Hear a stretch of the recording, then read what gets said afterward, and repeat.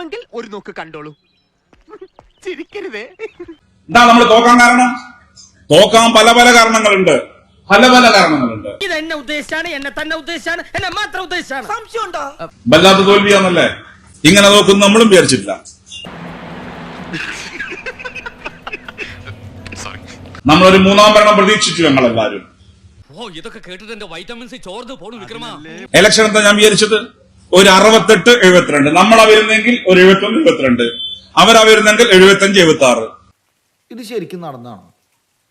വിശ്വാസം വരണില്ലല്ലേ? എണ്ണം തുടങ്ങി. ആദ്യം പോസ്റ്റലാണ്, നമ്മൾ ലീഡ് ചെയ്യണം. അപ്പൊ നമ്മൾ തന്നീച്ചിങ്ങനെ ഇരുന്ന് ലീഡിംഗ് ആണ്. പോസ്റ്റൽ വന്നപ്പോ നമ്മൾ ലീഡാണ്.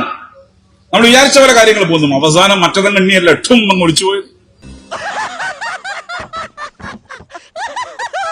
ഏതാ തോൽവി? ഏത് ജാതി തോൽവിയാണ്? ഒരു തെരഞ്ഞെടുപ്പ് ആകുമ്പോ ഒരു പാർട്ടി ജയിക്കും, ഒരു പാർട്ടി തോക്കും. എന്നാൽ ഇങ്ങനെ ഉണ്ടാവും ഒരു തോൽവി. ഇടതുപക്ഷ ജനാധിപത്യ മുന്നണിക്ക് കനത്ത പരാജയം കേരളത്തിലുണ്ടായി.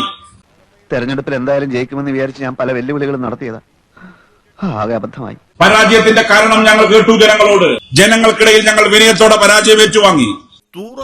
തൂറുമ്പം തീട്ടം കൊണ്ട് ആറാട്ട്. പരാജയത്തിന്റെ കാരണങ്ങൾ ഞങ്ങൾ പഠിച്ചു. ഞങ്ങൾ തീരുമാനിച്ചു, വിനയത്തോടെ ജനങ്ങളിലേക്ക് ഞങ്ങൾ ഇനിയും ഇറങ്ങും. പൊന്നോ വേണ്ട. സത്യം പറഞ്ഞാൽ ഞാൻ നല്ലൊരു ജോലിക്കാരനെ കാത്തിരിക്കായിരുന്നു. നീയായിട്ട് തന്നെ അവരെ കൊണ്ടുവന്നു. അതിലെ ചില കാരണങ്ങൾ പാർട്ടി ജനങ്ങളോടും പറഞ്ഞിട്ടുണ്ട്. സ്വയം വിമർശനം നടത്തി ഞങ്ങൾ പറഞ്ഞു, ഞങ്ങളുടെ സ്ഥാനാർത്ഥി നിർണയം പയ്യന്നൂരും തളിപ്പറമ്പിലും പാറി. ഞാൻ പറഞ്ഞല്ലോ, ഒരു അബദ്ധങ്ങളുടെ ഒരു ഘോഷയാത്ര തന്നെയാണല്ലോ നിന്റെ ജീവിതം. വെള്ളാപ്പള്ളി നടേശൻ മലപ്പുറത്തിനെതിരെ ശക്തമായി ആക്ഷേപിച്ചപ്പോ അതിനെ ഞങ്ങൾ പ്രതിരോധിച്ചു. പക്ഷേ പ്രതിരോധ പ്രസ്താവനയിൽ ഒരു ഊക്കുണ്ടായിരുന്നില്ല. ഞങ്ങൾ സ്വയം വിമർശനം നടത്തി. ഭർത്താവ് എപ്പോഴും പറയണ മാതിരി ഈ ചത്ത പശുവിന്റെ ജാതകം നോക്കിയിട്ട് എന്താണ് കാര്യം? നമുക്ക് വേറെ വഴി നോക്കാമെന്ന്. പിന്നെ അയ്യപ്പ സംഘം ഞങ്ങളുടേതല്ല. എനിക്കറിയാൻ പാടില്ല. ഞാൻ വരുന്ന വഴിക്കേണ്ടതാണ്. ഞാൻ പോണ്. ഇത് നിങ്ങളുടെ പ്രശ്നമാണ്. പക്ഷെ പറഞ്ഞു, സർക്കാർ നടത്തിയതാ അയ്യപ്പ സംഗമത്തിൽ ഒരു കാരണവശാലും സ്വാമി ആദിത്യനാഥിന്റെ സന്ദേശം വായിക്കാൻ പാടില്ലായിരുന്നു. ഞങ്ങൾ വിമർശനം നടത്തി.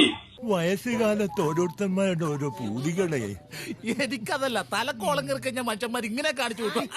അതിൽ ഞങ്ങളുടെ പല കൊത്തളങ്ങളും തകർന്നടിഞ്ഞു. ഞങ്ങൾ പറഞ്ഞു, സ്ഥാനാർത്ഥി നിർണയം പാളിയിട്ടുണ്ട്. ഒരു കുഴപ്പമില്ല, സന്തോഷമുള്ള മക്കളെ, സന്തോഷായി. തളിപ്പറമ്പിലും പയ്യന്നൂരിലും ഞങ്ങളുടെ സ്ഥാനാർത്ഥി നിർണയം പാളിപ്പോയി. ഞങ്ങൾ പറഞ്ഞു ജനങ്ങളോട്, ഇതിനപ്പുറത്ത് ഒരു പാർട്ടി എന്ത് സ്വയം വിമർശനം നടത്തണം. പക്ഷേ നമുക്കൊക്കെ സാമാന്യ ബുദ്ധിയുള്ളത് കൊണ്ട് അങ്ങനെ ആവാൻ സാധ്യതയില്ലെന്ന് വിശ്വസിക്കാം. ഇമാതിരി തീട്ട കേസുമായിട്ട് എന്റെ സ്റ്റേഷനിലോട്ട് വന്നേക്കരുത് കേട്ടടാ. എല്ലാവർക്കും സന്തോഷമായല്ലോ. എനിക്ക് സന്തോഷമായി. എല്ലാവർക്കും പിരിഞ്ഞു പോവാം.